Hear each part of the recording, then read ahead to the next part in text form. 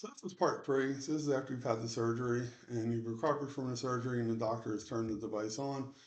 So the first thing you'll notice when the doctor turns the device on is that your tongue moves and spasms and kind of feels like it's pushing itself down. It has this weird spasm feeling and it's like, whoa, it's like it freaks you out a little bit. And then he asks you, did it make a spasm? Did you feel it? And you say, yeah. And then he kind of when you get the surgery, you're going to get a remote like this.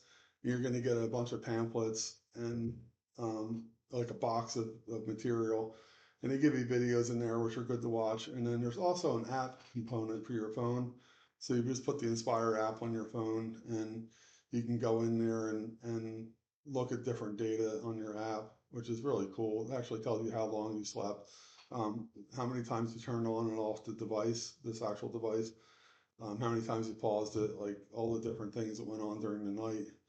So it's pretty good. And uh, so you want to download that app. So when you get your box information, it tells you all about how to download the app and look at your videos. Again, I'm just telling you my experience. I'm not an expert or anything. I'm just telling you what I've run into. But so the you'll get the remote in the box, and then once the doctor will need the remote, so you'll take the remote with you. You'll want to download the app on your phone before you go to the doctor as well, and kind of go through the videos. And when you go to your doctor, you take this with you. You take the app with you. You open the app, and then when they call you into the room, you're ready to go. And I just pulled out my phone. The doctor grabbed this, and then the doctor asked me some questions, and he turned it on. And then once he turned it on, then I felt the spasm, my tongue spasm. It felt really weird. It's like, oh yeah, I feel it. He's like, okay. And then he goes and he turns the intensity up on this device. So he put the intensity, I think, at 2 notches.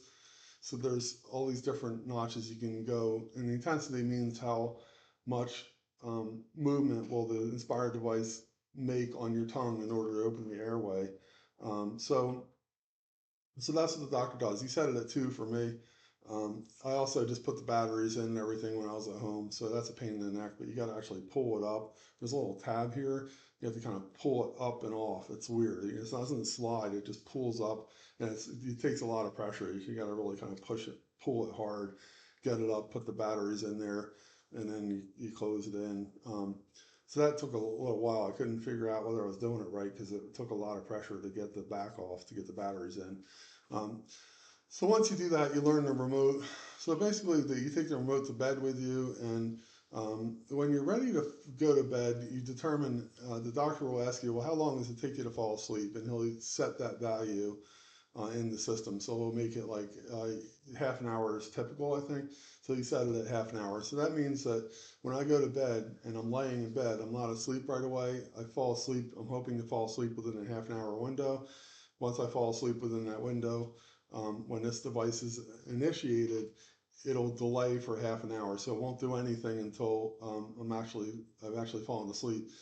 Now, most people will go to bed and they'll turn this on and then they'll um, do it immediately when they're laying down and then hopefully fall asleep and then the device will take over and clear your obstruction. Now, the way I do it is I lay down, I look at the iPhone, whatever phone, I goof around and I watch. It's almost like watching TV. I just do things there until I really feel like I'm just about to doze off and I'm really tired. And then once I'm just about to doze off, I turn it on then because I don't like it kind of turning on at any point before I really feel like I'm falling asleep. That's just me, but you can do it however you want. But they definitely give you a delay before it starts messing around with your tongue in order to get it out of the way. Um, so in terms of the device, it has a few different buttons. The green button is what that does is it turns the device on and it pauses the device. So that's what the green button would do. And to turn the device off, it's this sort of grayish button. So that button will turn the device off. And then you have these plus and minus buttons, which increase or decrease the intensity. And you'll see on the back that tells you the intensity level, again, which is the amount of pressure that's put on your tongue in order to um, clear the airway.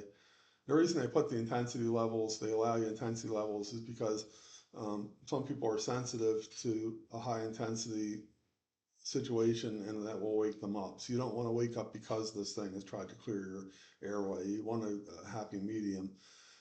So that's what these bars are. So once you go to the doctor, he'll set that for you initially. My doctor told me to turn it up one level each week, so I'm doing that now. So I've turned it up one level so far. Um, so the way it works is there's this indicator around the middle button there. When it's white like this, solid white, that means the device is off. Now, when you press the on button at night, and so you press the green button, what you need to do is you press the button, and anytime you do an action on this device, you have to hover it over your actual implant. So you would take this actual device and hover it over where your implant is, and sometimes you have to move it around a little bit, and then it'll beep. And so if it beeps, I think it's twice, it'll go did, and that means it has taken your command. So if you press the on, you hover it over your implant, and it has the two beeps, then you're good to go. Then you just put this down, leave it alone. And what it'll do is it'll blink green. So this, where it's white now, it'll blink green, and it'll blink green for and the point until the point at which it actually goes on and engages. When it's engaged, it'll be a solid green. When it's waiting to be engaged or paused, it will blink green. So anytime it's waiting to do something, it blinks green in terms of being engaged. So if you wake up at night, you can just leave it on if you want, but it will kind of feel a little weird sometimes because it will be messing with your tongue as you're awake. It's pretty active, so you know it might annoy you. So what I do is if I wake up and I don't want to deal with it, I'll wake up and I'll push the green button, and that'll um, pause it. But when I push the green button, again, anytime I take an action like that, I need to hover this over the device. I push the green button, hover over the device, it beeps twice. I put this down, I go to the bathroom, and I come back. And then when I come back, I usually see it blinking green, like a slow blink green. And what that means is whenever you pause this device, it gives you 15 minutes of time because it wants to allow you time to kind of get back to sleep again after waking up. And then it will start working on your tongue again to get it out of the way to avoid the apneas. So that's the way I always kind of do it. These days I've been doing that. So I push it, I hold it over, and then it beeps twice, and then I put it down. It's blinking green, and when I fall asleep, it's solid green, and then I sleep for as long as I sleep. Then I wake up again, and I do the same process again. Again, if it doesn't bother you that much to have your tongue twitched around a bit, you can just leave it on the whole time. So you can wake up, go to the bathroom, get back to bed, and just leave the thing on. It just feels a little like you have this spasm a little bit in your tongue. You can feel it kind of creeping forward. So it's kind of weird, but if it doesn't bother you, you can even just leave it on, really. Then at the end of the night, and sometimes I kind of forget this, but when you finally wake up in the morning, what you need to do is, and you know, you're sure you're gonna stay awake. What you need to do is you press this gray button down here, and then again you have to hover it over your implant, and then once you press the gray button, hover it over, it beeps twice. It's like did it, and then this um, light around the button will turn white, and so it'll give you. I think it just gives you a solid white. So it just gives you a solid white, and then you know it's off. Then you just lay it down, and it's doing it now when I lay it down. So it's just telling me it's off, it's disengaged, you're good to go. Then you just lay it down in your bed, and you're good to go. And so the next night you do the same thing. So this process starts over again. Next night you pick it up, you press the green button, hover it over the implant, it beeps twice, and then it turns.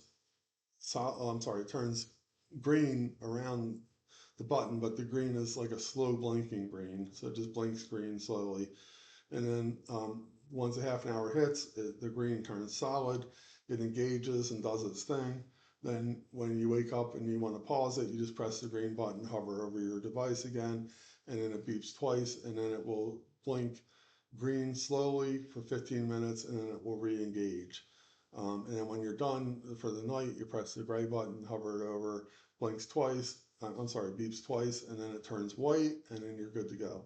So that's how it works. So far when I've used this device, well, I mean, I've used it every night since I had it initiated, and um, it's been pretty good. I feel like I get like a more restful sleep, and I definitely dream more and more frequently and in greater duration. So the dreams feel like they're longer, and I'm getting like I got one 4 hour chunk a couple of times. I think maybe one or two times in the last couple of nights. I got a 4 hour chunk, which is huge for me. 4 hours is like a massive amount of contiguous sleep.